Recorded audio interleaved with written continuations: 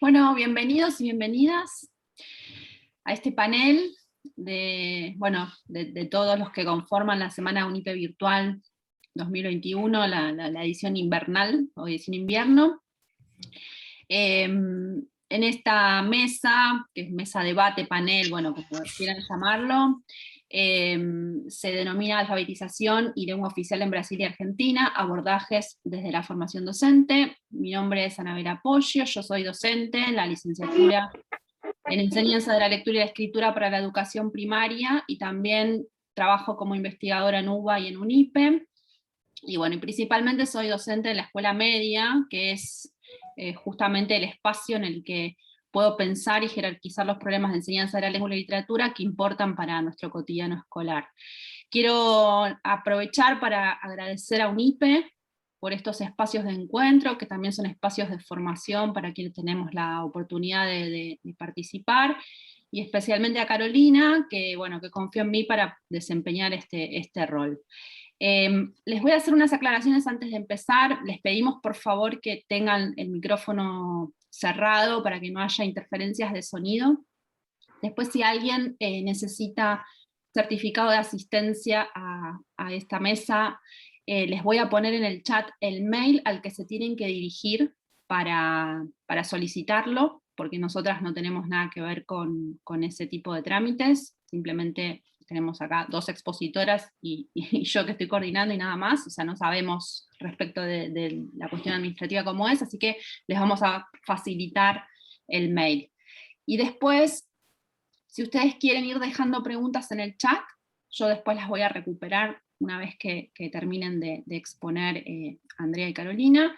Y si no, bueno, si también nos queda tiempo y tienen ganas, por ahí al final podemos abrir micrófonos levantando la manito para también que puedan participar, ¿sí? Bueno, entonces en esta mesa vamos a tener la oportunidad de escuchar a Andrea Berenblum y a Carolina Cuesta, ¿sí? Que van a hablar en torno a la noción de lengua o de las lenguas en relación a la alfabetización, tanto en Argentina como en Brasil, y la incidencia que tiene este concepto de lengua oficial en la formación docente. En mi opinión, pienso que la formulación del problema de la alfabetización en términos de las lenguas, en plural, justamente implica una toma de posición respecto de cómo entender, cómo pensar esto de la lengua oficial, de la lengua escolar, de la lengua estándar, o también de la lengua enseñada, que es el concepto que usa Carolina Cuesta, y que es una lengua que constituye y también se constituye en el marco, ¿no?, de las prácticas de enseñanza y aprendizaje que tienen lugar en la institución escolar. En este sentido, bueno, las lenguas, o la lengua, o la enseñanza de la lengua, ¿no?, conforma una preocupación central en la formación docente, porque se trata, en mi opinión también, de una dimensión que atraviesa todas las prácticas de enseñanza, y que podríamos pensar en una serie de relaciones, ¿no? Por ejemplo, si pensamos en alfabetización inicial, la distancia o la relación entre la lengua escolar, la lengua que se enseña en la escuela, y la lengua materna de cada uno de los estudiantes, también en relación de términos de experiencia de mundo, ¿no? Esa relación o esa distancia entre la experiencia de mundo digamos, que se codifica en el léxico de la lengua enseñada, y la que proviene, ¿no?, de la experiencia del mundo de nuestros alumnos.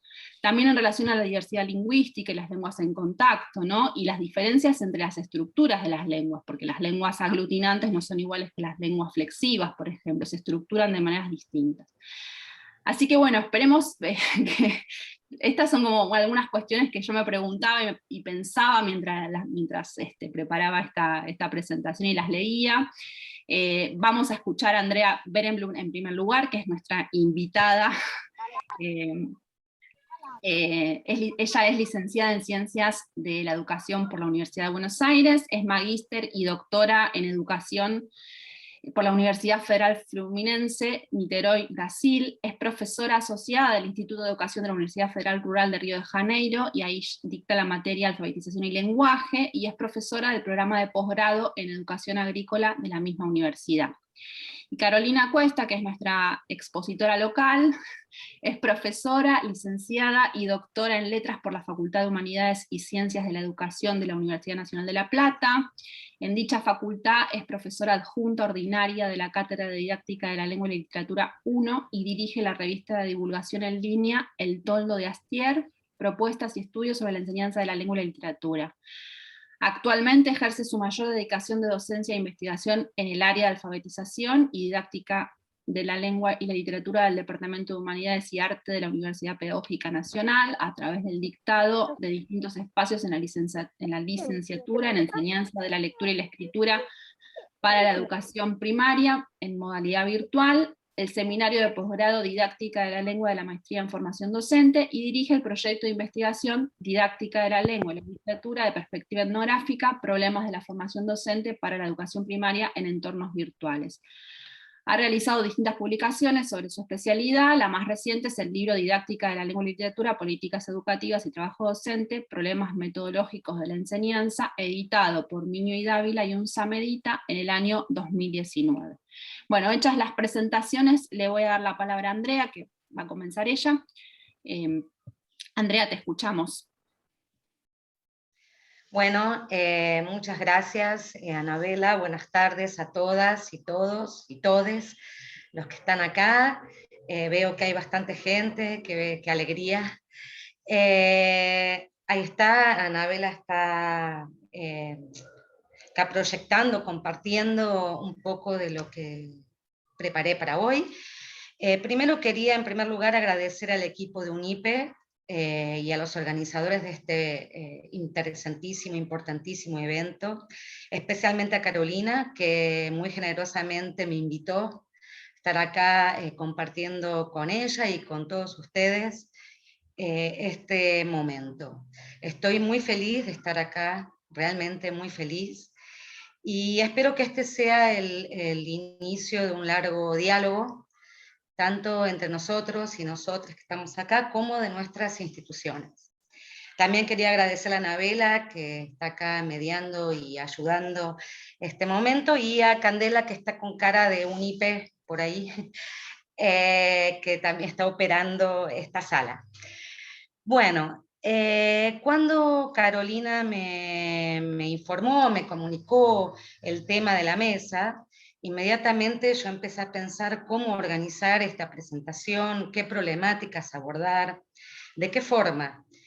Porque me parece que habría en esta propuesta, en la propuesta de este diálogo, por lo menos tres grandes problemáticas que Anabela un poco dijo, comentó ahora, que serían el o los conceptos de lengua oficial, los procesos históricos, políticos y culturales que llevaron a la imposición de las lenguas oficiales en Brasil y en Argentina, cómo se vinculan esas problemáticas con los procesos de alfabetización, y cómo podemos pensar la formación docente a partir de esas problemáticas. Entonces, me pareció que el tiempo que tenemos para nuestra charla de hoy no alcanzaría para abordar la complejidad de todas estas cuestiones con la profundidad necesaria. Y que incluso sería bastante aburrido, no prometo que no ser aburrida, pero lo que pensé fue tratar estas cuestiones de una forma un poco bastante resumida, ¿no? Pero no dejar de referirme a estas cuestiones. Entonces esos pensamientos me llevaron a los orígenes de mi acercamiento a estas problemáticas, o sea, cómo llegué a interesarme y realmente apasionarme por estas temáticas. Cuestiones que me siguen pareciendo importantísimas en el contexto de las reflexiones y de los debates sobre la educación, la alfabetización, la docencia, la escuela, la sociedad. Entonces organicé mi charla de la siguiente forma, a ver qué les parece. Compartir con ustedes en un primer momento por qué y cómo surgen en mi trayectoria de investigación y de estudio estas problemáticas, que serían las lenguas nacionales, lenguas oficiales, identidades nacionales, sistemas nacionales de educación y sus procesos de construcción y de legitimación. Después pretendo referirme rápidamente a esos procesos en los dos contextos nacionales específicos que están en el tema de esta mesa, que son Argentina y Brasil.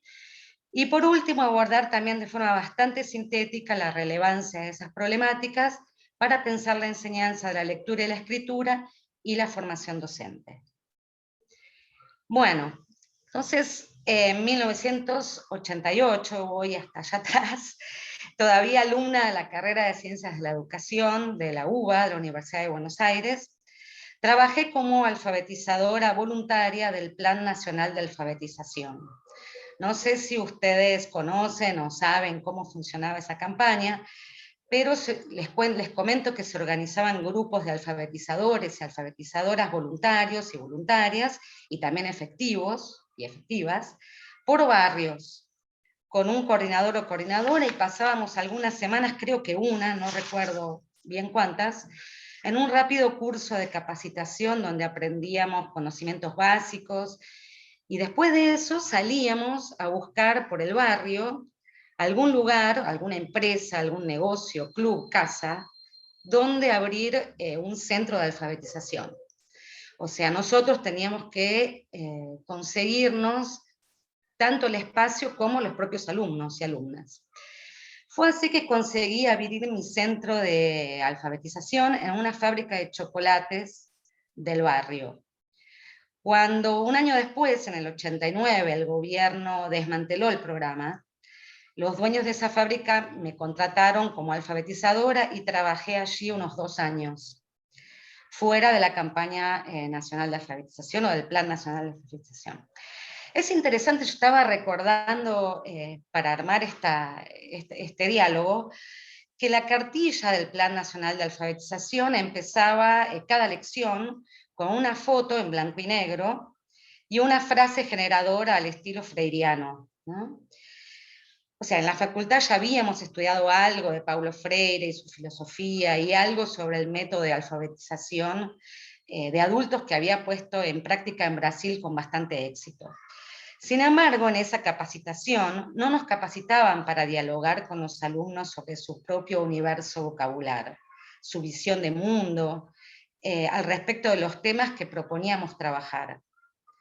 Aquel trabajo inicialmente me pareció simple, con los meses se me tornó cada vez más complejo y angustiante, y al mismo tiempo desafiador y amoroso.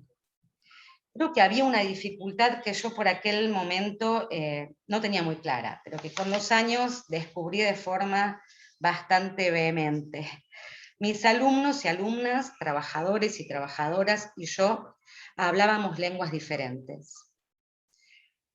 Entonces, ya recibida, después de trabajar 2 años con este grupo de trabajadores y trabajadoras, y de angustiarme y alegrarme, y preocuparme con cómo enseñar a leer y a escribir a estos y a estas trabajadoras, yo estaba muy preocupada con cómo enseñar.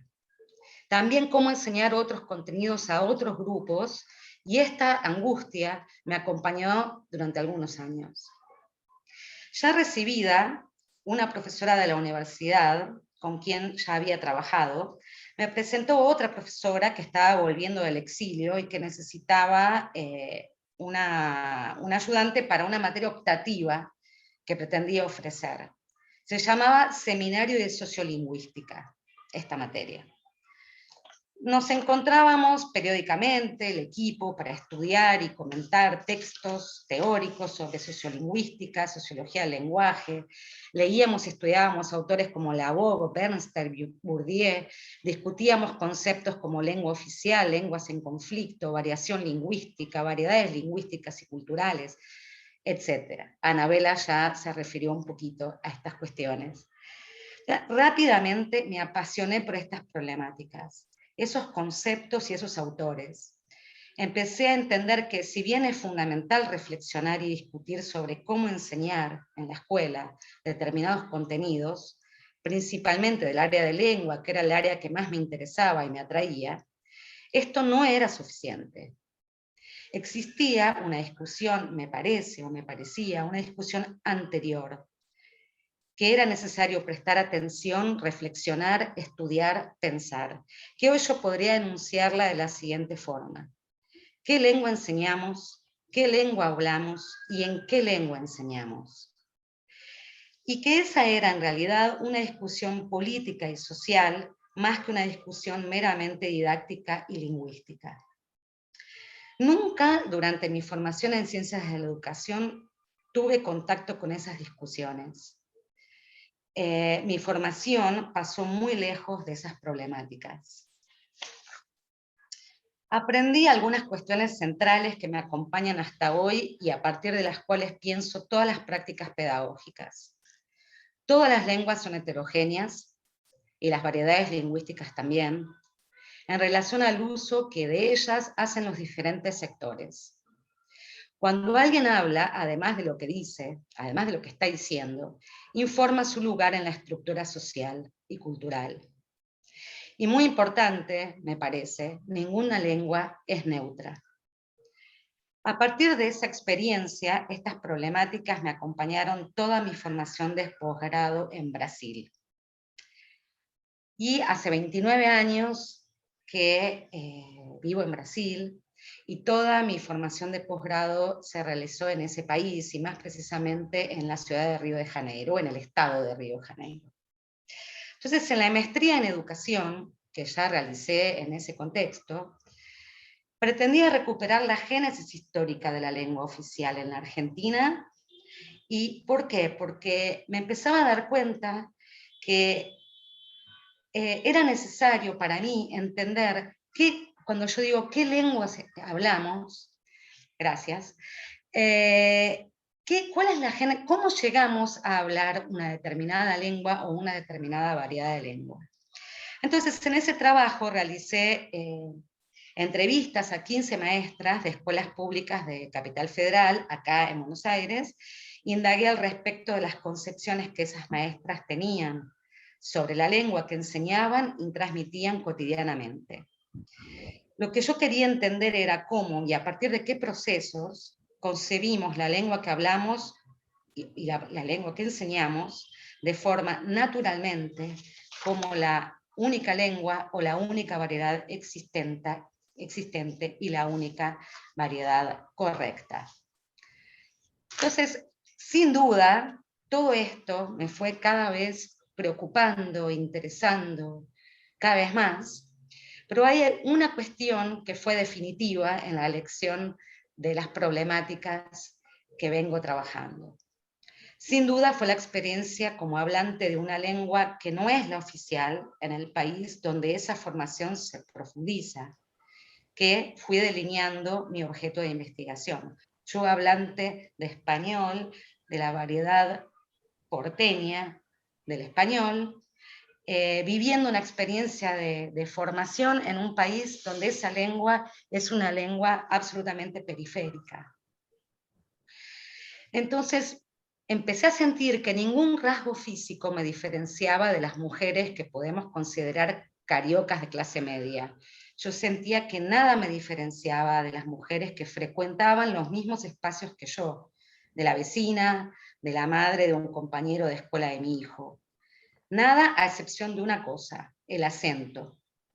El acento era la marca de la diferencia, el elemento que destruía la aparente igualdad inicial y activaba en el interlocutor todo un mecanismo de representaciones y asociaciones acerca de quién era esa otra, diferente, extraña, extranjera. Y ahí empezaban las preguntas: ¿por qué estás acá? ¿Hace cuánto viniste? ¿Te gusta más Argentina o Brasil? ¿Pelé o Maradona? Entonces, estas cuestiones me acompañan en toda mi trayectoria de vida en Brasil. Pero en ese momento se me hacía como muy presente que yo tenía que estar explicando todo el tiempo qué estaba haciendo en un lugar que me era, donde yo era extranjera. Dice Tomás Tadeu da Silva al respecto de esta situación: el proceso de formación de la identidad está siempre referido a un otro. Soy el que el otro no es, no soy el que el otro es. Identidad y alteridad son así procesos inseparables. Entonces me parece que la elección del tema o de los temas, las problemáticas que estudiamos, no son casuales ni arbitrarias. Se relacionan en mi caso particular con todo lo que vengo comentando ahora, de mi propia trayectoria profesional y sobre todo con la problemática del migrante, del otro, de la otra, de la diferente, siendo que esa es sin duda una de las múltiples identidades que forman mi identidad. La segunda investigación, que fue mi tesis de doctorado, fue un estudio comparativo de los procesos históricos de establecimiento de la variedad oficial de la lengua nacional en Argentina y en Brasil, estudiando los procesos de construcción simbólica de la identidad nacional y reflexionando sobre el papel de la lengua en esa construcción. Ese trabajo parte de la construcción de la nación moderna y de las lenguas nacionales que tienen su origen en la Europa occidental del siglo XVIII, y para después concentrarme en las particularidades de los procesos de consolidación de esas dinámicas en América Latina. Por supuesto que elegí dos casos específicos, singulares, y ustedes ya saben cuáles son, Argentina y Brasil, como a partir de los cuales pensar los procesos de construcción e imposición de las lenguas nacionales.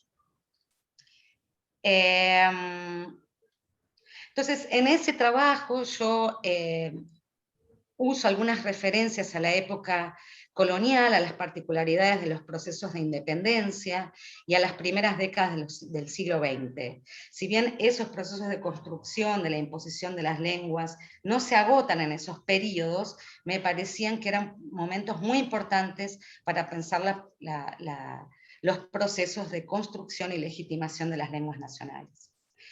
En la segunda parte del trabajo, ahí sí estudio la coyuntura del siglo XX a partir de los procesos de globalización y mundialización de la cultura, y principalmente analizo las reformas educacionales de los años 90 de los dos países. Donde me centro en la reflexión sobre la propuesta curricular para el área de lengua, o sea, las concepciones como definiciones oficiales de lengua, lengua nacional, identidad nacional y cultural, defendidas en esos dos documentos curriculares. No voy a hablar, tienen suerte, no voy a hablar de toda esta segunda parte de mi trabajo, que es más referida al siglo XX, y sí a las cuestiones centrales de esta mesa que tienen que ver con las lenguas oficiales y la alfabetización. Bueno, pero ¿a qué me refiero específicamente con el término lengua oficial? Acá tenemos un PowerPoint o una diapositiva, donde yo digo que la lengua oficial es una variedad lingüística de una lengua nacional adoptada por una nación que se consolida como resultado de una serie de complejos procesos de unificación política y se desarrollan a lo largo de la construcción de los estados. Entonces, lo que me parece bastante importante es pensar que esa lengua oficial es, por lo tanto, una variedad, y una variedad parcial, ¿no? Una variedad convencional que funciona como norma de corrección a partir de la cual se evalúan todas las normas y todas las prácticas lingüísticas. El acceso a esa norma se distribuye de manera desigual en el espacio social, como cualquier otro bien cultural, dependiendo del lugar ocupado por el hablante en la jerarquía social. Hablar de lengua en singular, o sea, de la lengua, implica aceptar la definición dominante de la lengua oficial en una determinada unidad política nacional, o sea, la lengua impuesta como legítima. Y acá esta idea es una idea desarrollada por Pierre Bourdieu, que no fue un sociolingüista, pero sí un sociólogo, tal vez el sociólogo más importante del siglo XX, que se refirió a muchísimas problemáticas, inclusive a la problemática de las lenguas en el occidente.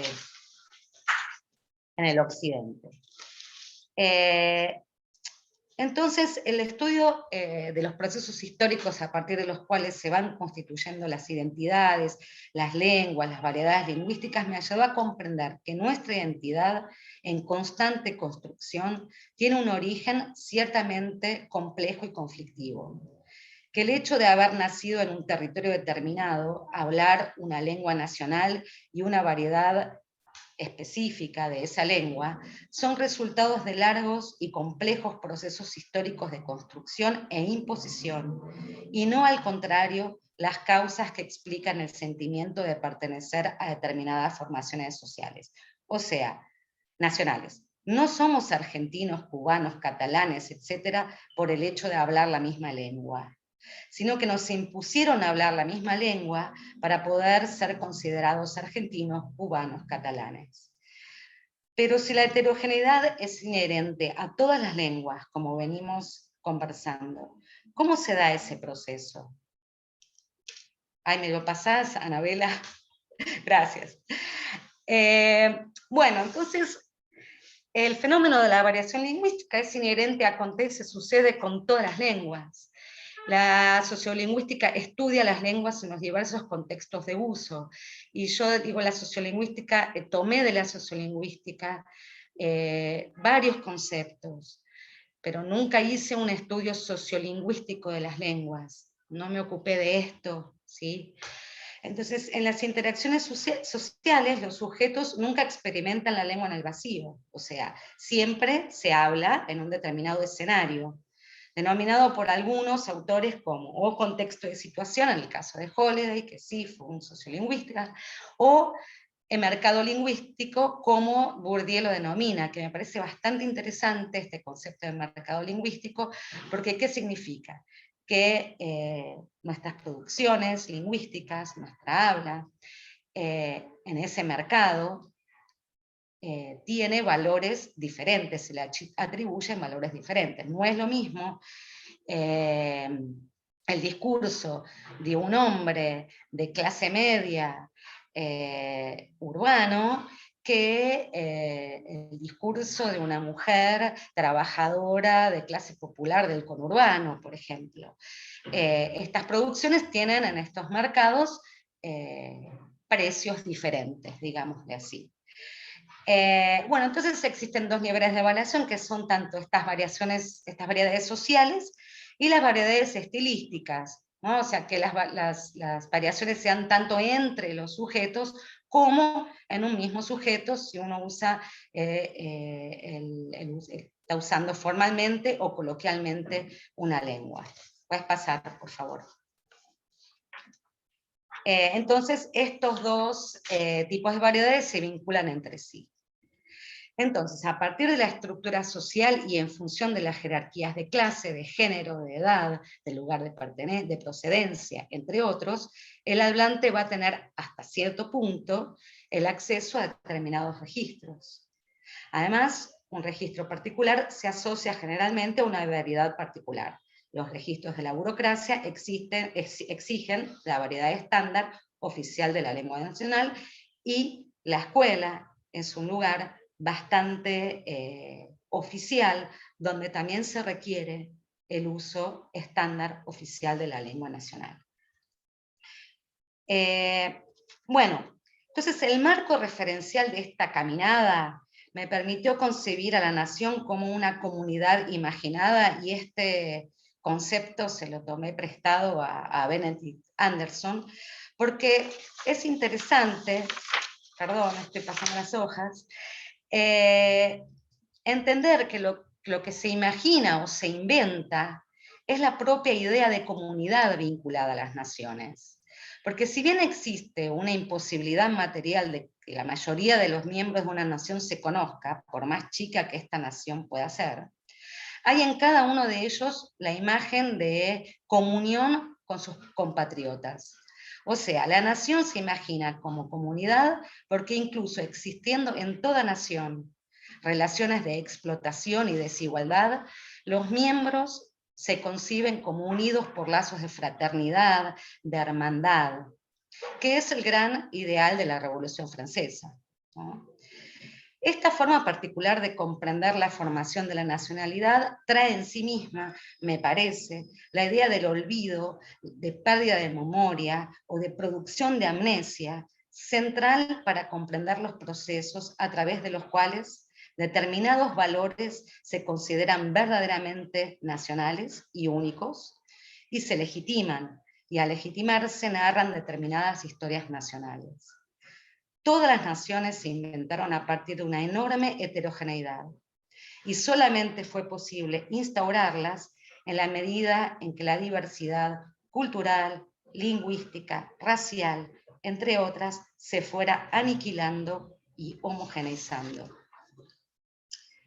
Si esta heterogeneidad, como venimos pensando, es inherente a la definición de las lenguas, los procesos de imposición generalizada de una lengua como lengua nacional de una nación particular significaron en realidad la ascensión de determinada lengua y de determinada variedad lingüística que funcionase como norma de referencia y como factor de cohesión.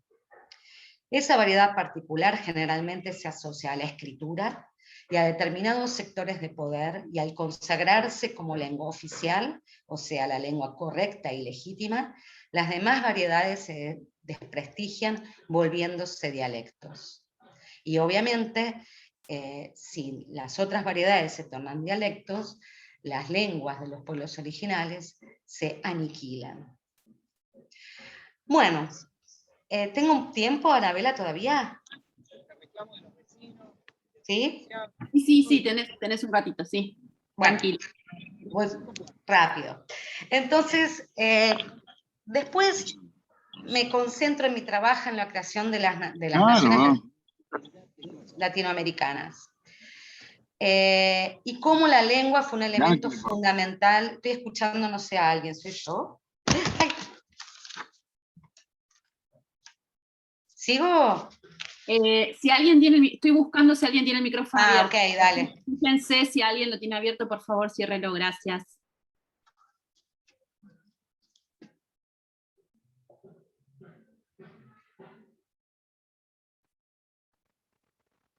Seguí, Andrea, seguí. Ahora bueno, entonces, en los procesos de creación de las naciones latinoamericanas, la lengua fue un elemento fundamental, y voy a hablar rápidamente sobre esto, de diferenciación y de ruptura, o contrariamente de continuidad cultural con las metrópolis. O sea, el elemento de la lengua fue muy importante para pensar las identidades nacionales de las incipientes naciones latinoamericanas. Esta identidad se construyó en constante conflicto y tensión entre la incorporación de elementos de las culturas europeas de los colonizadores y su negación para tornarse naciones no solo políticas, sino culturalmente independientes y singulares. Y así se suceden diversas tentativas de construir identidades propias, originales y diferentes de las de los colonizadores, alternando con posturas que valoraban y ponderaban las raíces ibéricas. La lengua en esos contextos constituyó una verdadera herramienta de soberanía. En la Argentina, a partir de esos procesos surgen acalorados debates en torno de la implementación de reformas ortográficas basadas en la pronunciación típicamente americana. El mayor exponente, sin duda, fue Sarmiento, que llevó al punto de pensar una reforma ortográfica para América.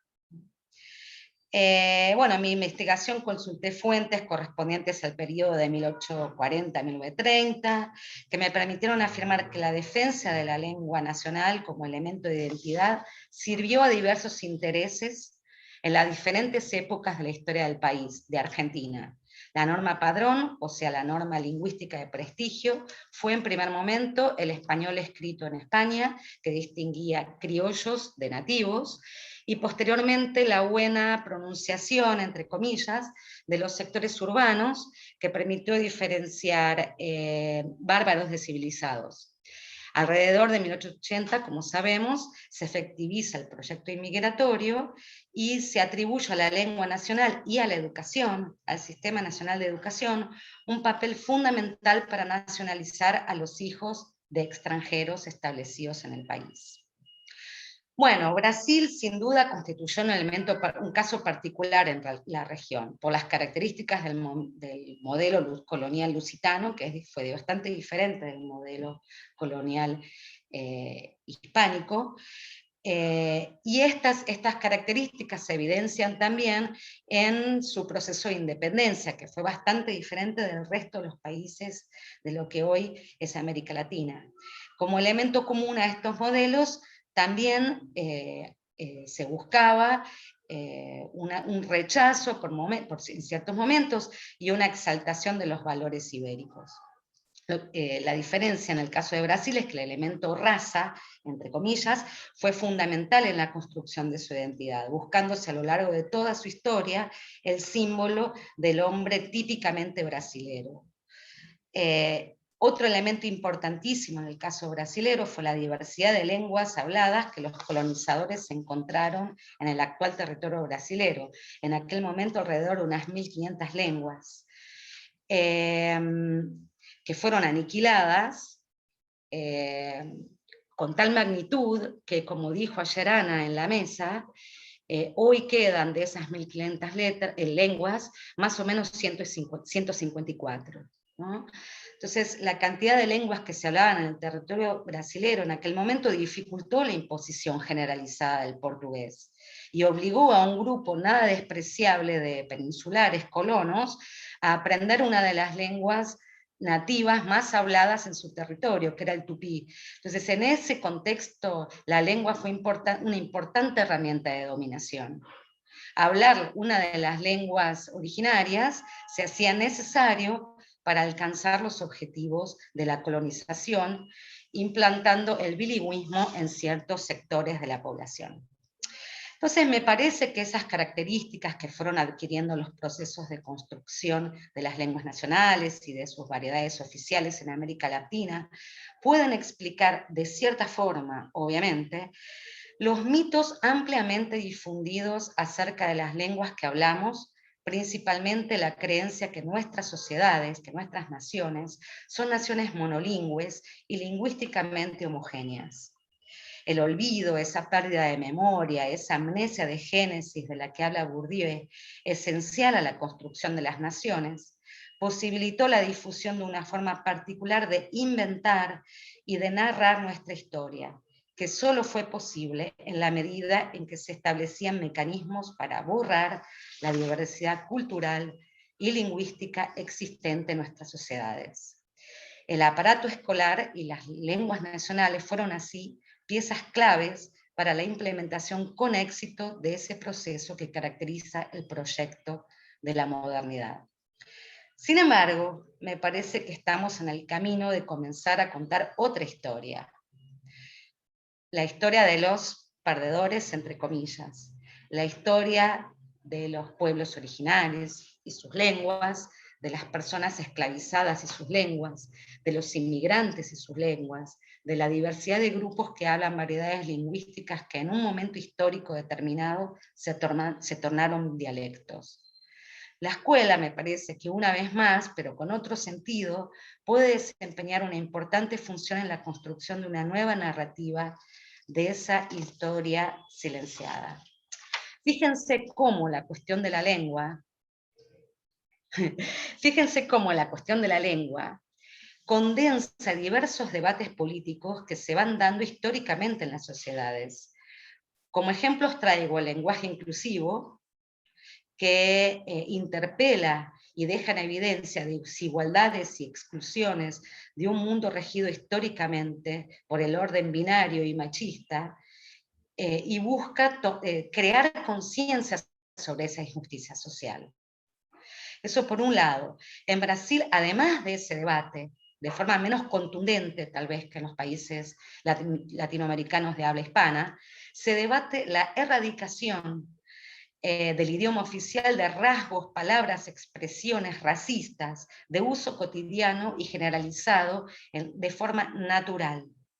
Se establece un debate a nivel político sobre estas cuestiones.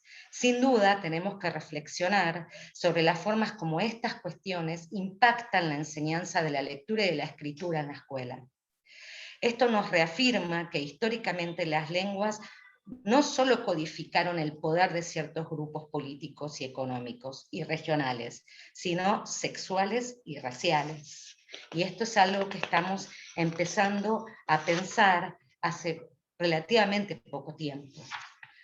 Si bien no es posible, ya estoy terminando, Anabela, atribuirle a la escuela el poder de transformar el mundo, creo, como Paulo Freire nos enseñó, que puede contribuir la escuela a transformar el pensamiento de las personas que podrán transformar el mundo, Así, la escuela puede constituir un espacio privilegiado de recuperación de la memoria silenciada a lo largo de estos siglos.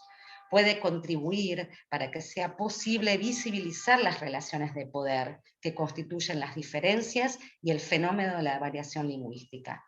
Puede, y es deseable que así sea, transformarse en el ámbito de cuestionamiento y crítica de las relaciones desiguales que históricamente se asocian a las diferencias. Es posible desnaturalizar y politizar los fenómenos lingüísticos, abordando históricamente los procesos a partir de los cuales las lenguas y las variedades se establecen, se valorizan y se estandarizan. Me parece que es posible construir una escuela plural en las cuales las diferencias se manifiesten y puedan ser analizadas de forma crítica. Los espacios para que un debate amplio acerca de las formas como esas transformaciones se materializan en prácticas educativas concretas y viables todavía debe ser construido. Y el contexto de la formación docente es sin duda el más productivo. Con todo esto, pregunto, ¿estoy queriendo proponer que en la escuela no se enseñe la variedad oficial de la lengua? Rotundamente no.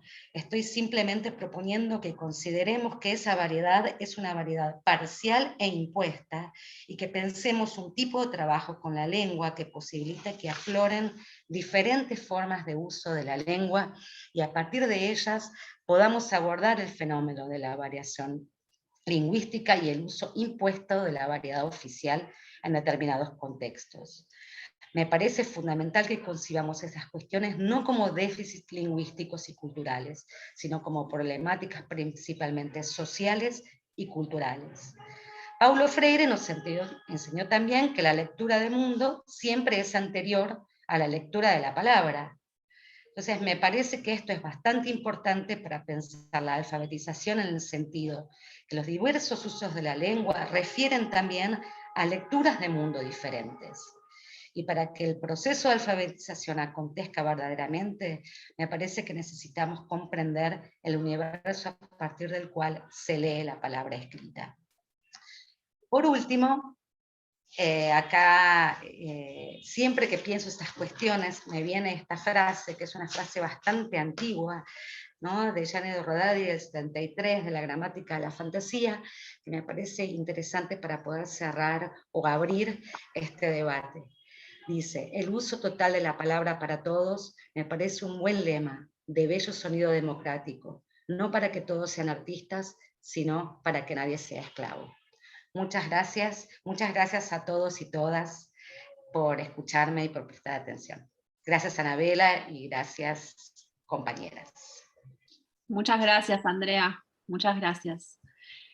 Bueno, vayan pensando las preguntas, si quieren escribir algo en el chat, si no las recuperamos al final. Ahora vamos a escuchar a Carolina Cuesta. Caro, espera que comparto el tuyo. Sí. Ahí va. En esto que comentaba Andrea, que hace poco que felizmente nos conocimos, y en ese sentido yo te agradezco mucho, Andrea, que hayas aceptado la invitación de esto de, bueno, vamos a ponernos a conversar y como leer rapidísimo, ¿no? Nuestras producciones.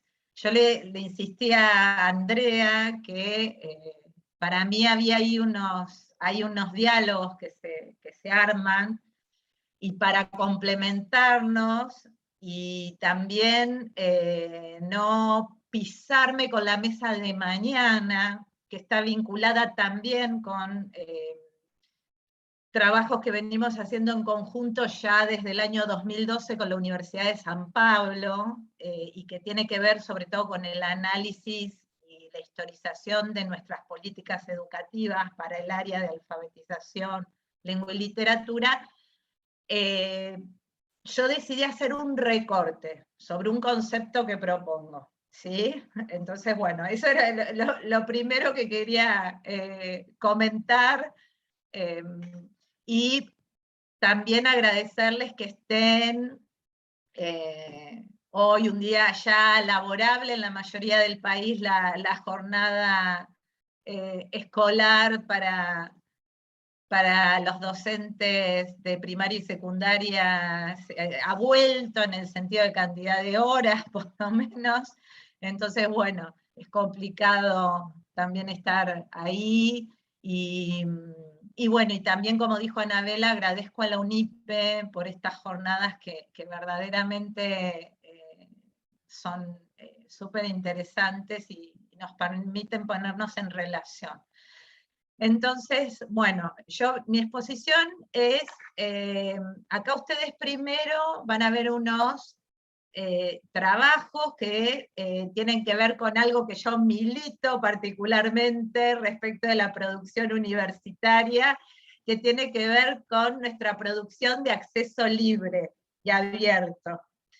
Entonces, si bien el concepto de lengua enseñada, que es el que voy a pasar después a trabajar, y que es un concepto que yo propongo desde mis investigaciones de doctorado, creo que está más madurado, mejor desarrollado en el libro que veían anteriormente y que por acuerdos editoriales todavía no puede ser de acceso libre.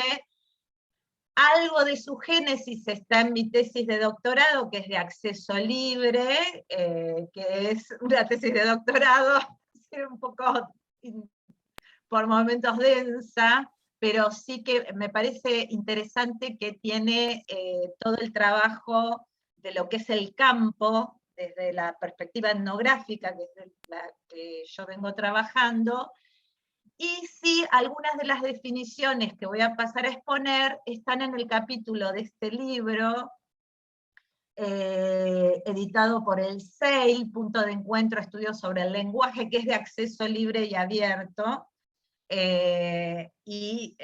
Bueno, me parece, digamos, importante dar cuenta de esta apoyatura, porque justamente este evento, o hay mucho de la discusión de que esto que decía Andrea, que es fundamental, ¿no? Para mí uno de los puntos de coincidencia es que podemos hablar desde donde estamos hablando porque no somos lingüistas. Y esto Anabela por ahí lo va a entender. Es decir, si bien tengo formación en letras, no soy lingüista. Me dedico a la didáctica de la lengua y la literatura. ¿No? Como Andrea contaba, ella viene de educación, ¿no? Y conoció o tuvo una formación, particularmente en sociolingüística, en otro momento y a partir de unas preocupaciones. Por ahí esta extranjería que tenemos las dos nos permiten justamente pensar, digamos, salirnos de cierto purismo lingüístico cuando vos estás pensando problemas educativos, porque en realidad se validan ahí. El problema no es de purismo lingüístico, sino de validación, ¿no es cierto? De que haya pertinencia, o esos conceptos se encuentran en pertinencia en justamente el sistema educativo, el trabajo docente, el recorte que se tome, ¿no? Y la importancia de historiar. Yo voy en estos trabajos, parte o una de las premisas de la etnografía de la educación, por lo menos de las líneas más que nada latinoamericanas, o más que nada los trabajos del C. Rockwell que yo recupero, una de las premisas es historiar. En la tesis, en el libro se historian las políticas educativas recientes de Argentina, haciendo referencia en definitiva, a todo el sistema educativo, porque hay cantidad de definiciones que no son distintas en secundario, en primaria, incluso en educación superior, menos si recuperamos los que se llamaron, en algunos casos se siguen llamando cursos de ingreso en las universidades, que es un caso que yo trabajo en particular y lo miro hacia atrás, y en el que tengo una experiencia profesional en docencia, también en la escuela secundaria, que al igual que Andrea contaba en su experiencia como alfabetizadora, me generaron o son preocupaciones del propio trabajo que están puestas en términos de la investigación. En mi caso muchos me conocen por las primeras investigaciones sobre enseñanza de la literatura, bueno, a fines de los 90, por era lo que había que decir o lo que podía ser más novedoso, o en términos de las corporaciones profesionales, justamente, la enseñanza de la lengua era tema de los lingüistas, ¿sí? Entonces, muchas veces los temas y los problemas también tienen esa historia. Son historias que están muy vinculadas a lo corporativo profesional hacia el interior de las propias universidades, sobre todo como señalan algunos autores que yo recupero de la didáctica general, Feldman, Davini, etcétera, que a mí me enseñaban a decir que lo que decían estaba mal, no todo lo contrario, sino que mostraban sobre todo cómo, y esto también ocurrió en Brasil, en los años 90, cuando se van a institucionalizar sobre todo las políticas modernas en términos de concepciones liberales de la educación, ¿no?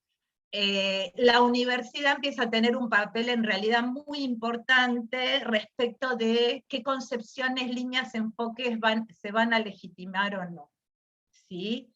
Y van a formar o a ser parte de la letra de la política educativa, ¿no? Esto está en estos trabajos como trasfondo o parte del trasfondo de lo que voy a comentar en particular hoy. Bueno, ahora sí, Anabela. Bueno, entonces, algo de lo que me interesa, bien particular de nuestras investigaciones, y que, como decía Andrea, son muy necesarias, hay un gran vacío respecto de problemas, de esta,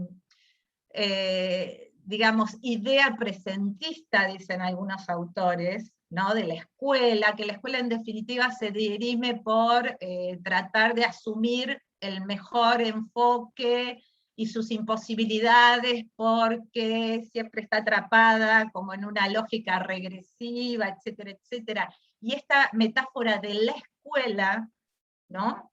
Como si la escuela no estuviese orientada por las políticas, no estuviese habitada por profesores, por alumnos, alumnas, etcétera.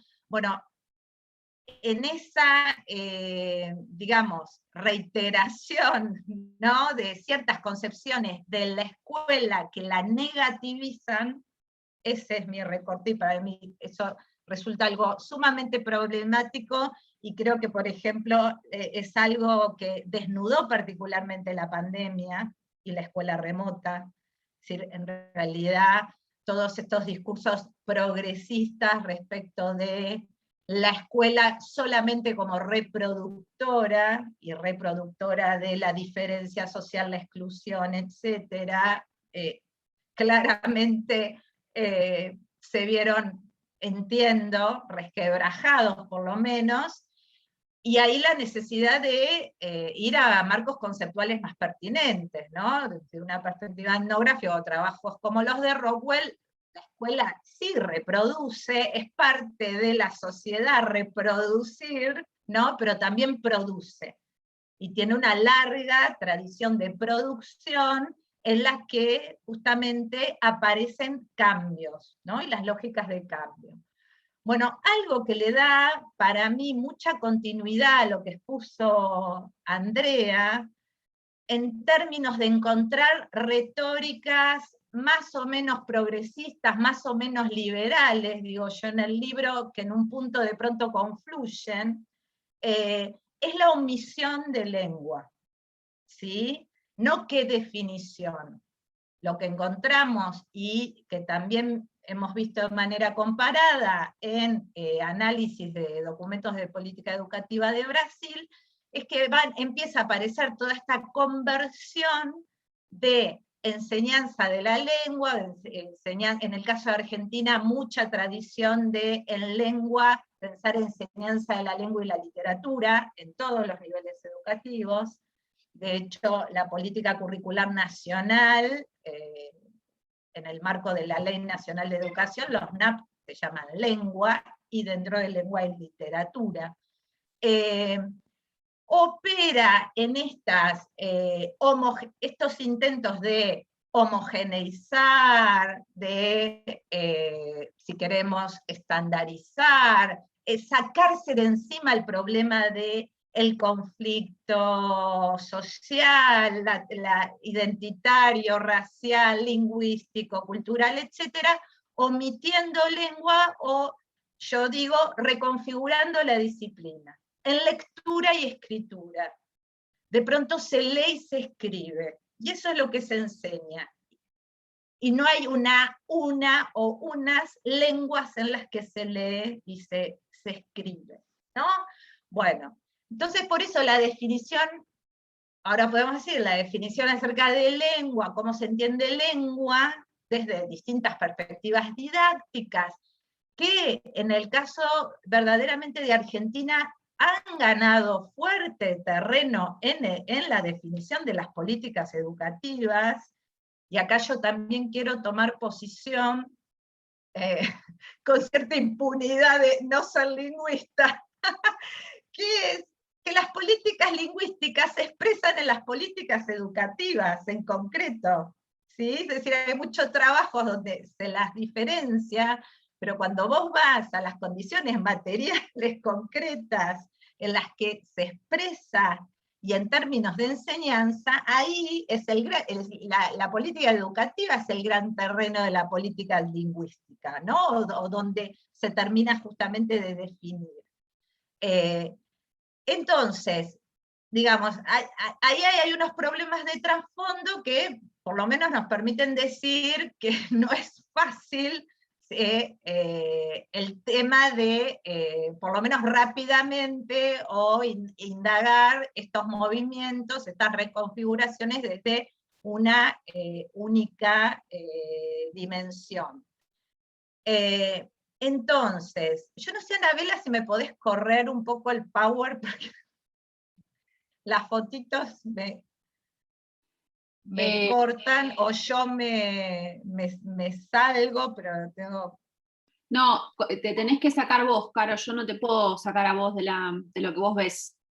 A ver, espera, ahí está, ahí me minimicé. Bueno, entonces, la idea es cómo, a ver, primero aclarar desde una perspectiva etnográfica en la que muy sucintamente los problemas en realidad se definen de la investigación, en nuestro caso, en la didáctica de la lengua y la literatura, de perspectiva etnográfica, desde la perspectiva de los actores de la enseñanza, hay, digamos, toda una justificación vinculada con la necesidad de generar conceptos para justamente poder nombrar, explicar esos problemas, ¿no? En este movimiento contrario a tomar los conceptos y pensarlos de manera corroborativa.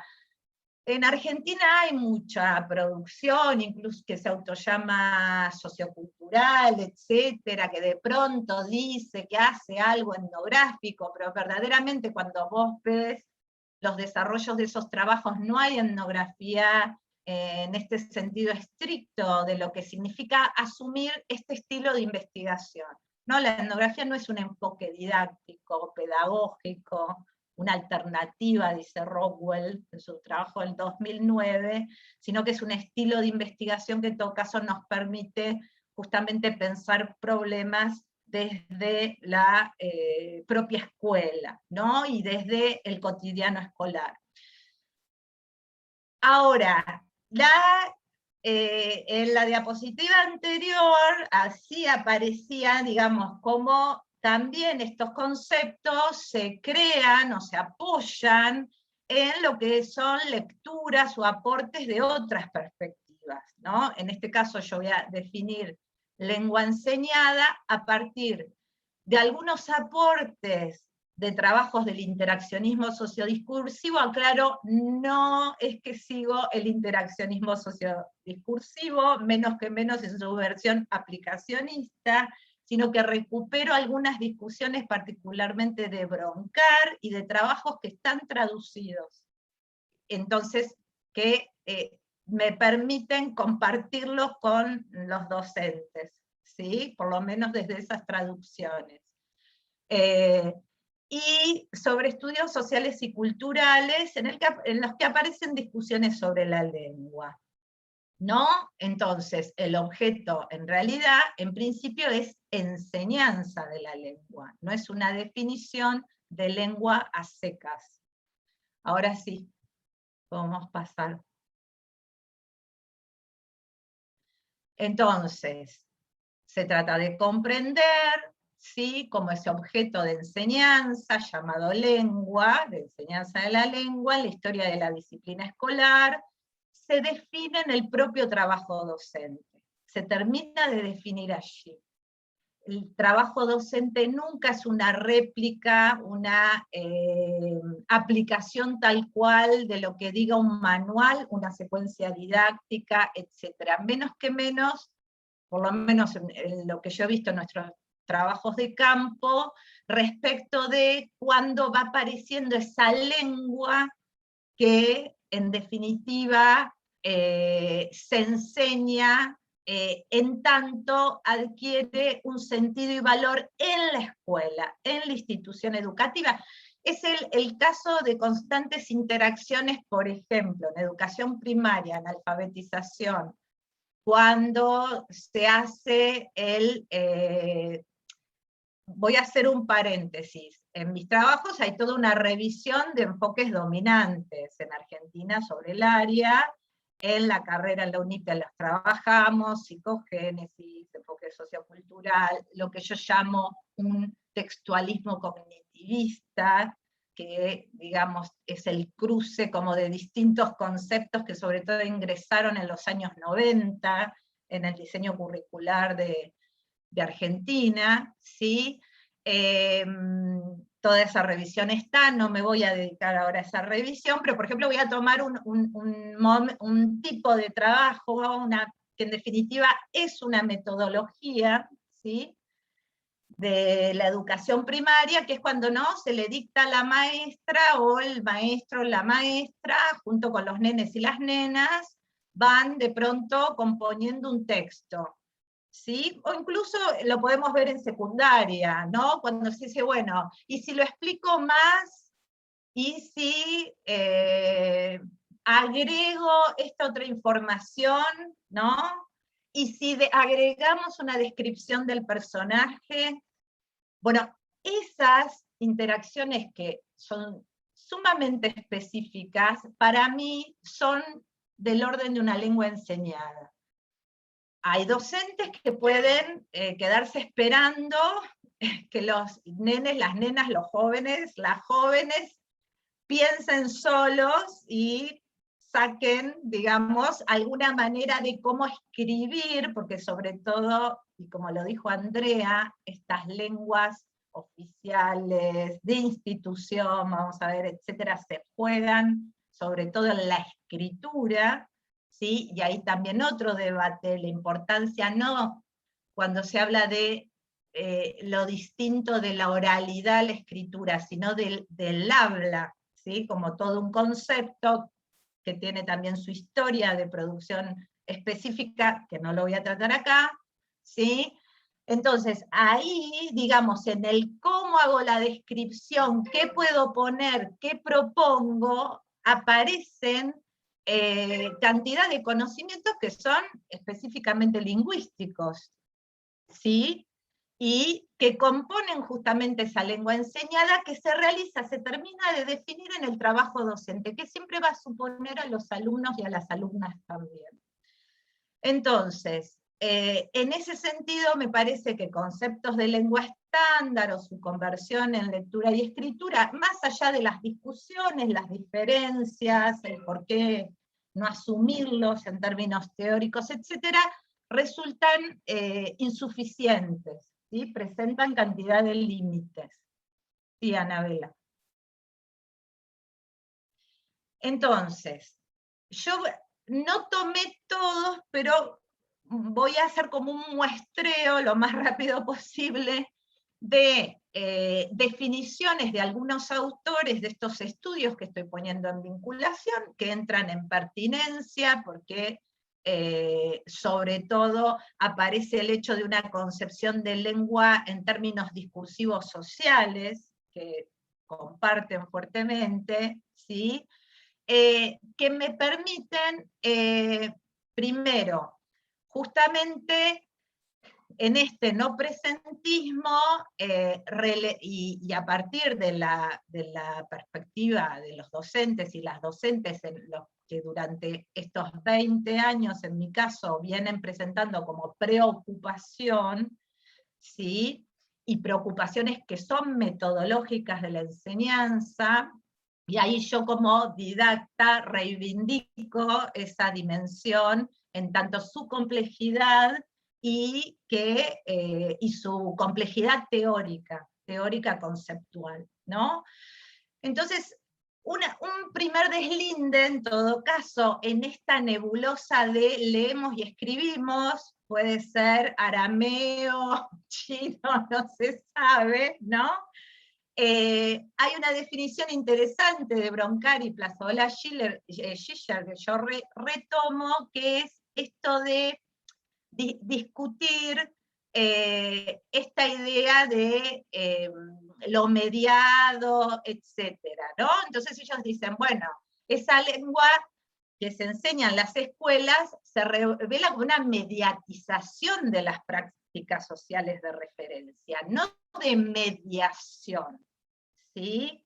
Porque la idea de mediación supone el hecho de pensar que la escuela va a refractar un orden social real, ¿sí? De realizaciones lingüísticas. Cuestión que es de por sí imposible. Yo no podría refractar todas las posibles realizaciones lingüísticas que se realizan en diferentes espacios sociales, etcétera, etcétera, ¿no? Digamos, no es casi algo de sentido común, en realidad. Entonces, si la lengua enseñada en las instituciones educativas también puede ser vista como discursos de institución, lengua de institución, legítima y con ello oficial, yo también comparto la referencia a Bourdieu, en Economía e Intercambios Lingüísticos, hay un artículo que no se lee, hay un capítulo que no se referencia mucho, por lo menos en letras en general, que se llama Ritos de Institución, y ahí Bourdieu justamente explica la lengua y todas las instituciones en las que en definitiva se realiza una enseñanza de la lengua en términos discursivos que siempre suponen algo del orden de, de la disposición de todos los componentes lingüísticos. Voy a usar unas formas antiguas para que todos por ahí compartamos, ¿no? Si voy de la letra a la grafía, la palabra, la oración, etcétera, ¿sí? Pero también como una orientación de significado, como una ideología, algo que me están enseñando a pensar, bueno, son las instituciones religiosas, digamos, cualquier institución, en definitiva, hace ese trabajo con lenguas, entonces estaríamos en realidad con varias lenguas de institución legítimas oficiales. Bueno, a mí me interesa la escolar, que insisto, la extiendo en mis trabajos también para pensar la educación superior, la universidad, no es distinto en ese sentido. Entonces,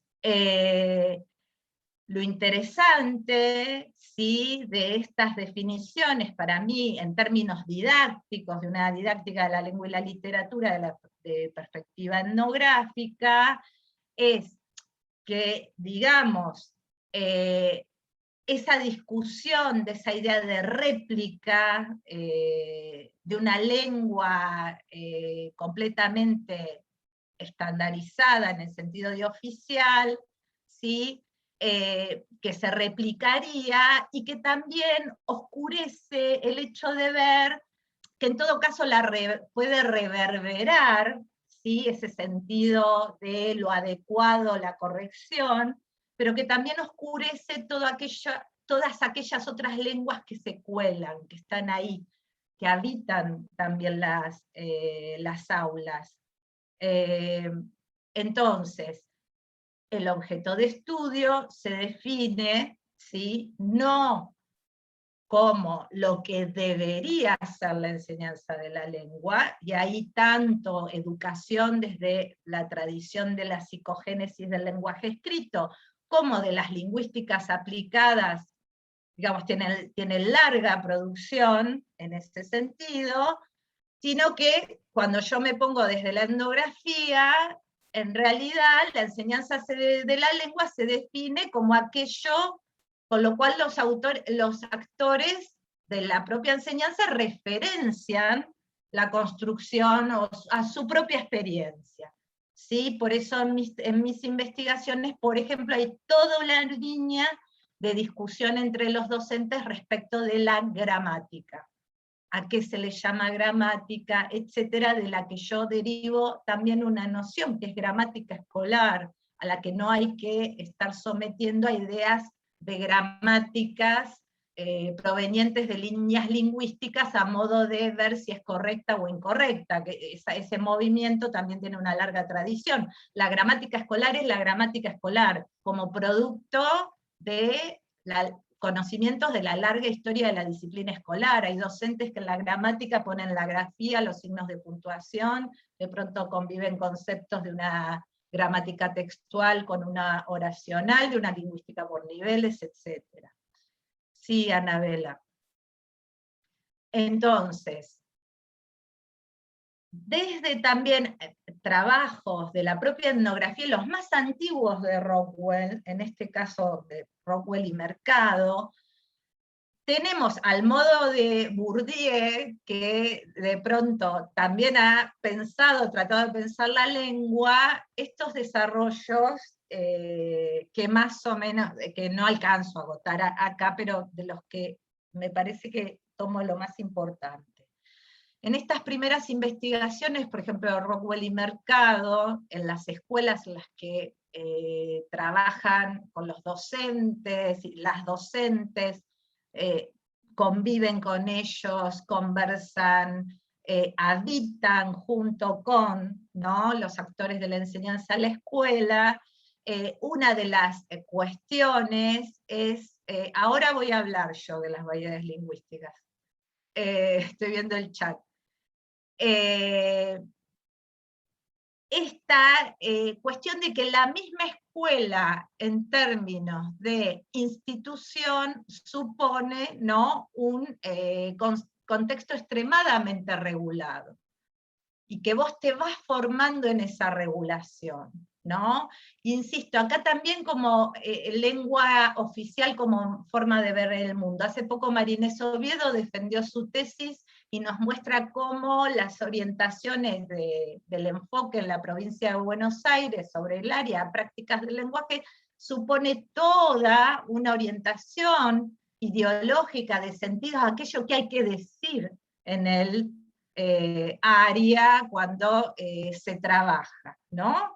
Entonces, digamos, cuando no se reconoce esta lógica también regulatoria de la propia institución, dicen las autoras que se parte de nuevo de una visión que supone de antemano lo que habría que cambiar en la práctica docente, ¿no?, sin conocer justamente esos contextos particulares, y cómo esa docencia se realiza en sus características propias, ¿no? Entonces, esa visión desconoce un concepto que para mí, o a mí, me ha revelado muchas posibilidades de investigación, desde cómo lo plantean estas autoras en particular Rockwell, del trabajo docente, ¿no? Porque muchas veces recién estaba la pregunta, ¿no?, ¿cómo hacemos con las variedades lingüísticas? Bueno, el trabajo docente nos recuerda que en la escuela se enseña y que ese es un trabajo y que le da sentido y valor a quienes están ahí, ¿no? Porque si no, tenemos discursos educativos o de la didáctica específica que también plantean estas ideas de negativizadoras de la escuela, en las que siempre hay que poner todo, ¿no? Patas para arriba, darlo vuelta, hacer algo novedoso, alternativo, distinto, etcétera, y que resulta sumamente disruptivo de ese trabajo, que nunca implica una reproducción total, ¿no? Eso siempre estas autoras nos van a decir que es completamente falsa esa premisa. En realidad lo que existe es poca reflexión acerca de la relación entre la práctica del maestro y la escuela, que es su contexto cotidiano de trabajo. Sí, Anabela. Entonces, lengua enseñada como reconceptualización de esa lengua definida en el propio trabajo docente, para mí lo que aporta es salirnos de esta larga historia que también compuso Andrea, de la idea de que hay lenguas que son naturales, son naturalmente dadas, o que hoy por hoy lo que tenemos naturalmente los niños van a desarrollar, ya sea, si yo asumo, no sé, las certezas de las competencias, las certezas de las prácticas del lenguaje van a surgir de algún modo, porque nos permite justamente entenderla como un artificio, exacto, como una variedad. Ahora, es una variedad que tiene particularidades específicas porque es una lengua de institución, es una lengua oficial, es una lengua que está legislada en la Constitución, por lo menos está puesta ahí.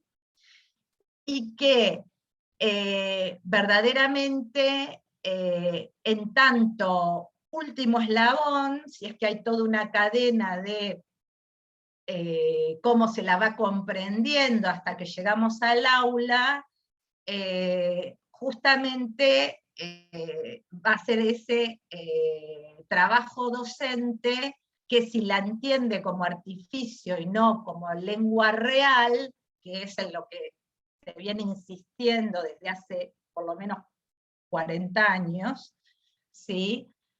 Espejos de estructuras de pensamientos o construcciones de conocimientos, o abandonada en tanto responsable de violencia simbólica, es decir, si vos la entendés como artificio, la enseñás como una variedad más. Ahora, es una variedad que tiene un sentido político y respecto de otras variedades lingüísticas bien particular. Entonces, esto de asumirla como lengua de institución, legítima, con ello oficial, ya como no réplica de las orientaciones educativas, para mí tiene más pertinencia, ¿no? Y de ahí el nombre lengua enseñada. Hay otro concepto que ofrecen Broncar y Plazola allí, yo creo que es casi como un trabajo eventual, pero bueno, que es esta cuestión de, digamos, cuando están discutiendo esa idea de mediación, en un momento discuten la relación de los estudios sobre didácticas de las lenguas, ¿no? Que es lo que tratan de explicar, con las líneas lingüísticas. Entonces dicen en un momento, bueno, lo que en principio es, no sé, una línea lingüística como un horizonte de referencia, ¿no? Para conceptualizar, entender, etcétera, se vuelve o se insiste sobre una larga tradición aplicacionista, ¿no? En la que también ubican a lo que llaman el post-piagetismo. Entonces dicen, no, a ver, en realidad lo que yo observo en las aulas, esa lengua que voy a llevar, por ejemplo, volvamos al caso, y si le agrego la descripción al personaje, y bueno, vamos a escribir la noticia sobre que, no sé, aumentaron los precios. Bueno, de qué productos podemos hablar, etcétera, son modelos hipotéticos abstractos de realizaciones lingüísticas. Yo no puedo decir que esa noticia que escribo, ese cuento, etcétera, sea, de nuevo, espejo, reflejo, práctica real, ¿no? Práctica del lenguaje real que se daría en una afuera, y que la escuela siempre, como en definitiva es regresiva, no entiende, etcétera, no puede llevar de manera plena al aula, no lo puede llevar de manera plena al aula porque estamos partiendo de una base equivocada, ¿sí? Esa es parte del planteo, para resumirlo. Sí, Anabela.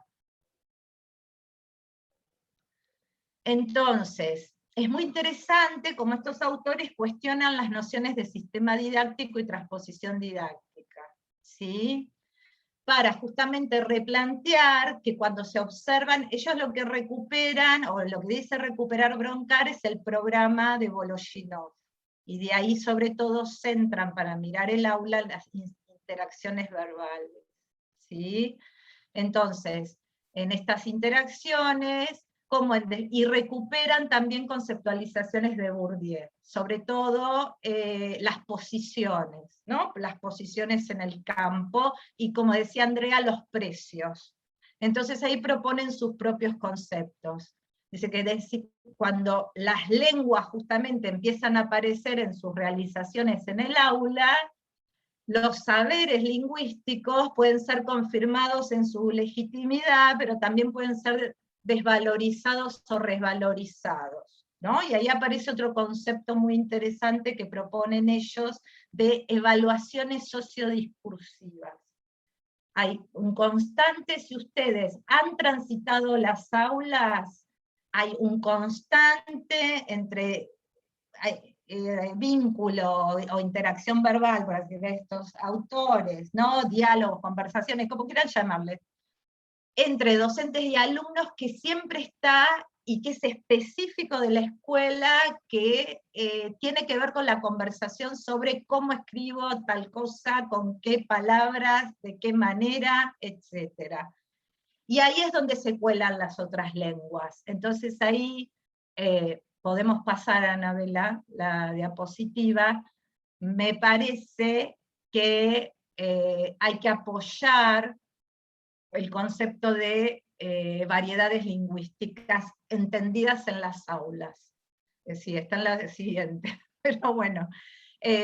Acá me parece que hago, no, sí, acá lo que hacía antes era como una recapitulación, ¿no? Lo que hago es unir todos estos aportes en la definición que en definitiva estoy planteando. ¿Sí? Me parece que cuando vos reconoces esa lengua enseñada en, justamente como artificio, no universalmente correcta, adecuada, estandarizada, etcétera, que está sometida a evaluaciones sociodiscursivas en términos de legitimidades, etcétera, la podés entender justamente en su, por un lado, carácter artificioso, ¿sí? Como realización lingüística, ¿no? En particular, y que ahí entender las lecturas y la escritura, y sacar a la lectura y la escritura desde esos nombres como asépticos o neutros, ¿sí? Si yo hablo de lecturas y escrituras en determinadas escuelas, de determinados territorios, etcétera, estoy hablando de realizaciones lingüísticas particulares, ¿sí? Que suponen esa variedad, esa lengua oficial, más todas las variedades con las que convive, ¿sí? Entonces, ahora sí. Hay otro trabajo, no sé cómo estoy de tiempo, lo nombro solamente, está en ese artículo que comenté al principio, hay toda otra línea que nosotros también la trabajamos para pensar problemas de enseñanza de la literatura, que nos permiten pensar esta dimensión discursiva de la lengua, con algunos conceptos que yo creo tienen mucha pertinencia respecto de esto que yo les comentaba cuando yo visualizo una clase real, ¿sí? Y digo, ¿cómo es esa esa conversación que se va dando entre los docentes y los niños cuando están escribiendo, ¿sí? Y definiendo textos. O cómo es esa conversación que en realidad tengo como hablante, en tanto conozco diversidad de lenguas en términos de diversidad de discursos. Ustedes van a ver en esas publicaciones que hay cantidad de ejemplos. Por ejemplo, como para resolver una consigna que pide, no sé, que escriban un cuento de terror, de pronto, y acá por ejemplo los aportes de Angenot, van a aparecer unas fraseologías, ¿sí? Es decir, modos ya dichos, ya escritos. Acá está toda la tradición de los filósofos del lenguaje de la ex Unión Soviética, ¿no?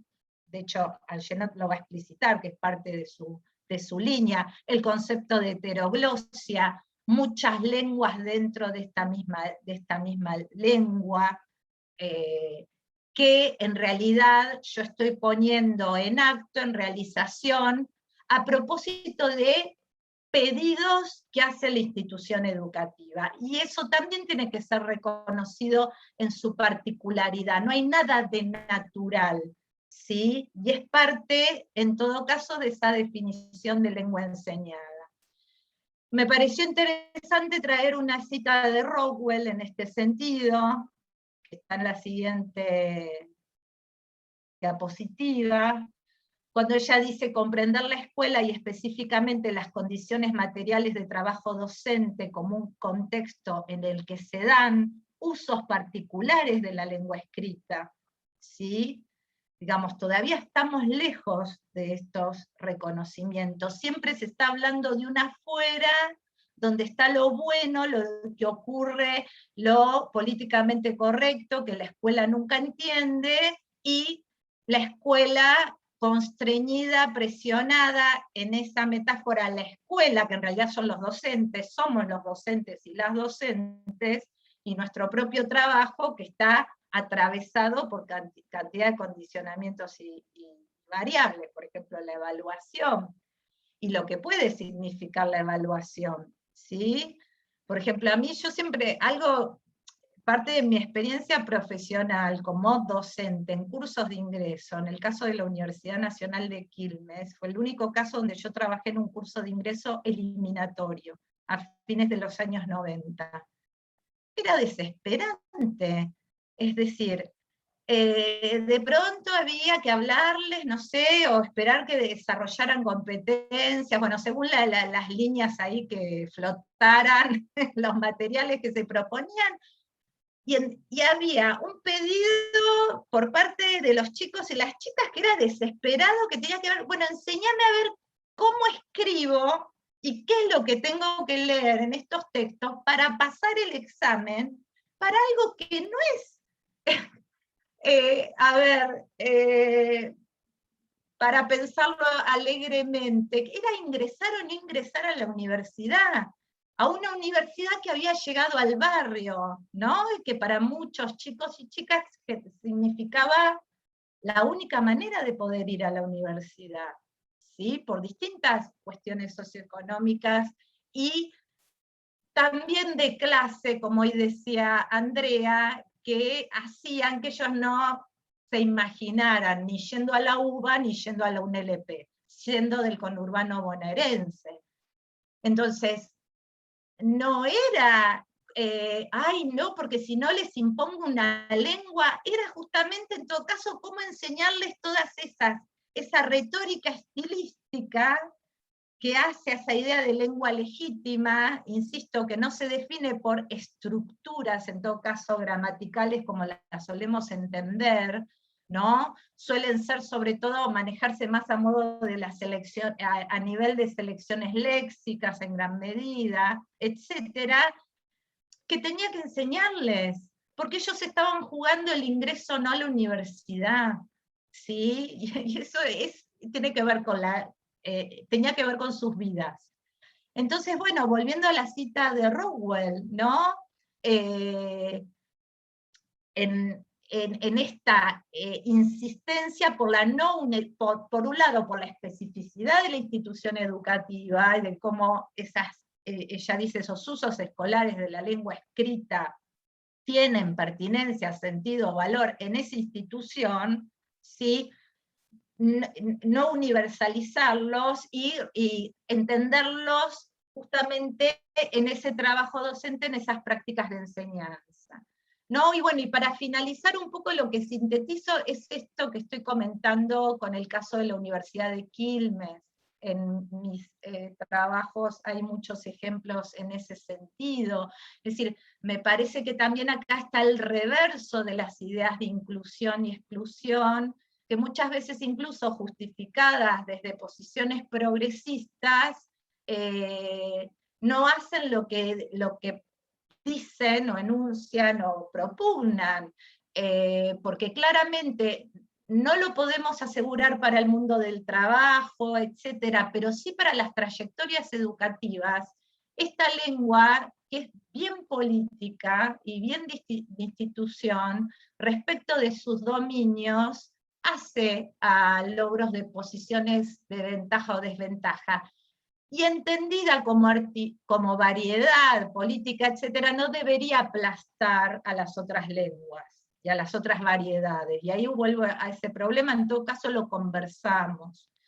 O lo que puedo adelantar es que es parte de lo que estamos desarrollando ahora en UNIPE en términos de alfabetización, por ejemplo, pensar en términos de lenguas comparadas. Hay un movimiento que se tiene que dar, que es, por un lado, se decía en la mesa del lunes de lenguas guaraníticas, que es de la revitalización de nuestras lenguas, ¿no? Territoriales, etc. De hecho, su reconocimiento. Voy a agregar algo, la discusión sobre su denominación y sus denominaciones. De hecho, el artículo que les señalaba dice lenguas aborígenes, yo había pedido corregir eso, no lo corrigieron, por indígenas. Si vamos a los estudios específicos, etcétera, indígenas es una primer denominación porque es justamente identitaria, lo aborigen, lo originario, me da justamente esa idea de como de algo que acabó, que no está más, o que estaría como en una especie de estado puro, ¿no? No mestizado, no cohabitando, etcétera. Bueno, ahí hay toda una línea de indagación, y luego respecto de las variedades que nosotros podamos identificar, tenemos nuevas corrientes migratorias que son, por ejemplo, colombianos, venezolanos, esas variedades criollas, de español o castellano, como quieran llamar, que verdaderamente las estamos tratando de pensar en términos, por ejemplo, comparados, ¿no? En términos de enseñanza. Falta recorrer muchísimo camino, en realidad, una vez que se abordan estos problemas desde estos reconocimientos, desde estos marcos conceptuales. Uno siente como que no avanza sobre aquello que aparece seguramente como la urgencia, ¿sí? Pero bueno, es importante construir marcos conceptuales y problemas rigurosos, y yo creo validados en el mismo cotidiano escolar, en el trabajo docente, etc. Bueno, muchas gracias. Gracias a vos, Carolina. Bueno, voy a dejar de compartir pantalla y voy a recuperar algunas intervenciones que aparecieron en el chat. Una de Andrea Navarro, que dice: Carolina, me interesa justamente esa diferenciación que estableces entre oralidad y habla, no para que la desarrolles, sino para que me refieras a algún marco teórico que no sea ni Saussure ni Ong, dice. Primero, voy a decir algo muy antipático. En la licenciatura yo dicto un seminario que es Introducción al Estructuralismo, y estamos volviendo a leer el curso de Lingüística General, con muchos colegas de letras que hacen la carrera, incluso orientados a la lingüística, que me han dicho, yo no sabía que Saussure decía eso. Ahí, esto es para que no duermas hoy a la noche. Bueno, a ver, ojo, porque digo, ojo con esas afirmaciones, ¿sí? Lo de oralidad... No es... aquí me atajo. No es porque no lo quiera o lo menosprecie, ¿sí? Sino precisamente porque lo tengo, porque es algo que estoy trabajando. Con lo que estoy trabajando, bueno. Estoy trabajando con ambos autores, tratando de formular un proyecto de investigación en nuestro centro del profesorado.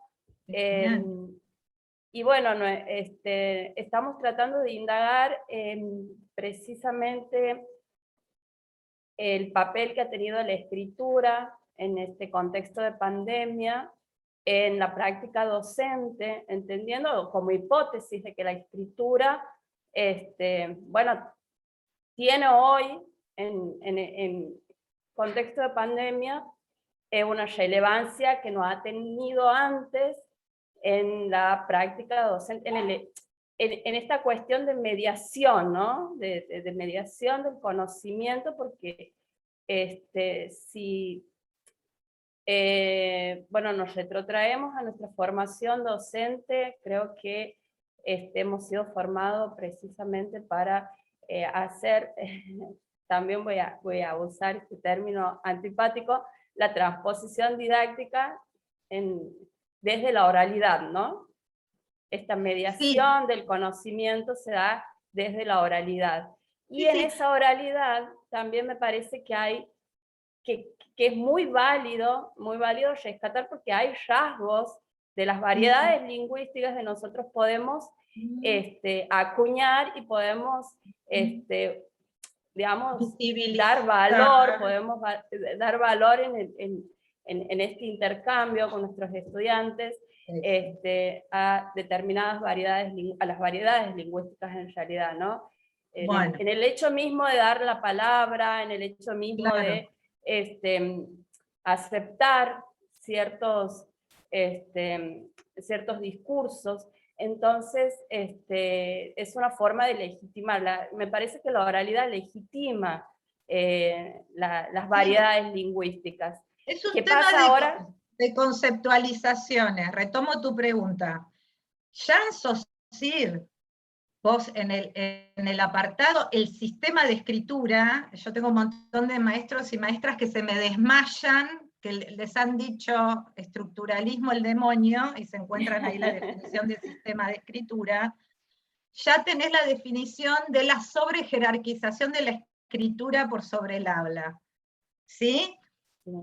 Que él haya hecho el movimiento de que no va a estudiar la lengua, y lo dice, perdón, el habla, porque me excede, entonces me voy a dedicar, y hace toda esa construcción conceptual, no quiere decir, y lo dice varias veces, que el habla no sea fundamental, y de hecho el habla en realidad, ahora me voy a ir a Vologinov, que lo pelea, pero no están diciendo cosas tan distintas, dicen, es el estado natural de la lengua, no la escritura de por sí ya es artificio. Entonces, lo que nosotros estamos haciendo en UNIPE, particularmente, pero también en La Plata respecto de secundario, ahí trabajamos, tenemos doble pertenencia institucional, o de niveles educativos con los que estamos trabajando, recuperamos la tradición del concepto de habla, ¿sí? ¿Por qué? Porque oralidad en la escuela, cuando yo me pongo en la perspectiva de los actores de la enseñanza, de pronto es leer en voz alta, es una oralidad que de pronto se la entiende o correcta o incorrecta, es pronunciación, y en ese sentido, de pronto corrección, hizo caer la S, no hizo... Es una definición, una idea, un concepto histórico que vos vas a encontrar realizado en el propio trabajo docente, en la escuela, Entonces, en estas redefiniciones que aportan, no para venir a aplastar, cuando vos le decís, bueno, vayamos al concepto de lenguas, y ahí justamente sí va a aparecer la positividad de la variedad y los rasgos fonológicos fonéticos, las diferencias lexicales, etcétera, es una categoría que es más pertinente justamente para poder pensar estos problemas. Y fíjate, casualmente nosotros ahora estamos leyendo muchos autores de alfabetización de Brasil. Brasil, voy a decir algo, Andrea, tiene una producción desde estudios lingüísticos sobre alfabetización, estés de acuerdo o no con lo que digan, muy superior a, que no existe en Argentina en realidad, directamente. Entonces la estamos leyendo, la estamos traduciendo, y ahí, por ejemplo, aparece fuertemente el concepto de habla, para pensar sobre todo la alfabetización que nosotros acá llamamos inicial. Y ahí, entonces, no es relación oralidad-escritura, sino habla. Escritura. Con escritura. ¿Sí? Bien. Después, si querés, quedamos en contacto y te pasamos esa bibliografía. Perfecto, muchas gracias. Gracias. Bueno, de hecho, Rosa Lugo tiene una pregunta para Andrea, que un poco Carolina también respondió. ¿Cómo hacemos los maestros y profesores para incorporar las otras variedades lingüísticas en la escuela? Pregunta. Y agrego una cosita más que dice Delia Di Matteo, quizás pensar esa variedad estandarizada como una segunda o tercera lengua a enseñar. No, son como el mismo problema, me parece, ¿no? Bueno, un poco, complementando un poco lo que decía Carolina inclusive, ¿no? A mí me parece que la cuestión de trabajar las variedades lingüísticas o el fenómeno de la variación lingüística en la sala, en la escuela, con los chicos, esto agrega, no quita absolutamente nada, muy por el contrario, me parece. Me parece que, no diría cómo hacemos para incorporar las otras variedades. A veces, como dice Carolina, las otras variedades están dando vueltas también dentro del aula, ¿no? Porque es muy difícil decir una afuera y una adentro, ¿no? Lo que es la sociedad y lo que es la sala, el aula. Y entonces me parece que se puede trabajar con lo que los propios chicos traen, o se pueden traer esta discusión para estudiar, ¿no? El fenómeno de la variación lingüística. Nosotros trabajamos con una escuela, hicimos varios trabajos con una escuela que depende de la Universidad del Estado de Río de Janeiro, y donde los maestros de educación fundamental, ellos en su formación trabajan mucho estas cuestiones, ¿no? Brasil es un país culturalmente muy diverso, bueno, Argentina también, pero Brasil es un país de dimensiones enormes, donde realmente la diversidad cultural es muy grande, no solo en la forma de utilización de la lengua, sino en cantidad de lenguas y en otras cuestiones culturales, ¿no? de hábitos, de vestimenta, de forma de pensar, etc. Entonces, ellas trabajan mucho esto en su propia formación, y lo tienen muy en cuenta a la hora de trabajar con los chicos, ¿no? Entonces es interesante ver cómo ellas, por ejemplo, hacen lo que se llama ya ruedas de lectura, ruedas de investigación, donde se les pide a los chicos que, bueno, investiguemos esta cuestión de cómo se habla, si la gente más vieja habla igual que nosotros, si la gente de tal estado habla igual que nosotros, si la gente de tal barrio habla igual que nosotros, cómo se podría decir esto, cómo se dice de otra forma, y yo creo que esto es muy rico, ¿no? Es muy rico, lo que no significa, como dice Carolina, que no se le enseña a los pibes la lengua oficial. Esto es evidente que es una herramienta muy importante. pero yo creo que es muy importante también enseñarla en esta construcción permanente de que existen otras formas de utilización de las lenguas, ¿no? Existen otras formas de pensar el mundo, ¿no? Que también se evidencian esas formas de utilización de la lengua. Entonces esto me parece que solamente agrega, ¿no? Agrega a la formación de estos chicos y chicas. No sé si respondí a tu pregunta y tampoco me acuerdo, Anabela, cuál es la segunda parte. ¿Cuál era la segunda parte? No, la segunda parte que la decía Delia era si, respecto de cómo enseñar las variedades lingüísticas, si podíamos pensar esa variedad estandarizada como una segunda o tercera lengua a enseñar. Y de hecho es la segunda o tercera lengua para varios, me parece, Sí. ¿no?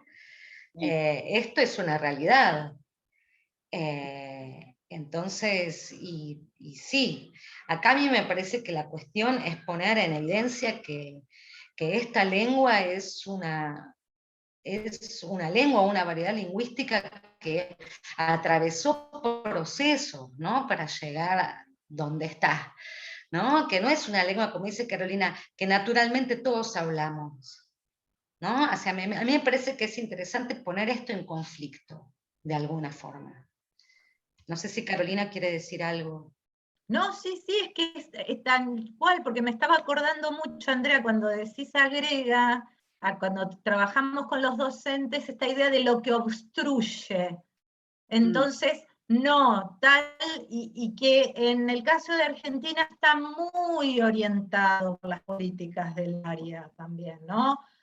Esto no se trabaja porque justamente obstruye los procesos de construcción del conocimiento, y bueno, y ya sabemos, porque si entramos en esto no nos vamos más, porque también tiene que ver con otras epistemologías que vienen en definitiva dando letras científicas históricamente a todas estas ideas de lengua única, real, natural, etcétera, etcétera. Y que hace también a la idea que en definitiva las variedades, bueno, sí, no, yo las reconozco, qué bien, pero no, acá no. En todo caso anda al taller de, no sé, Tal cual. de Las reconozco y Arameo, las respeto, pero afuera. pero afuera, sí, tal cual. Hay, ojo, porque ahí hay mucho movimiento de políticamente correcto, etcétera, etcétera, que hace estos juegos de omisión. Y la omisión es parte, vos podés tener una sanción directa, recién veía en el chat, yo no sé, es difícil que vos tengas un docente hoy por hoy que diga, ay no, ¿cómo vas a hablar así? No sé, esa idea de... Pero sí la omisión, el te llevo para otro lado, el no retomo la voz de los chicos, de las chicas, es ese tipo de estrategias más sutiles, pero que también que son muy terribles, la convicción de que hay algo que va a ocurrir solo en las mentes de esos chicos, etcétera, etcétera, ¿no? Yo, no sé, Anabela, si había, porque estamos Cortos de tiempo ya, cortos pero de tiempo. sí, está por ser Sí. las 5.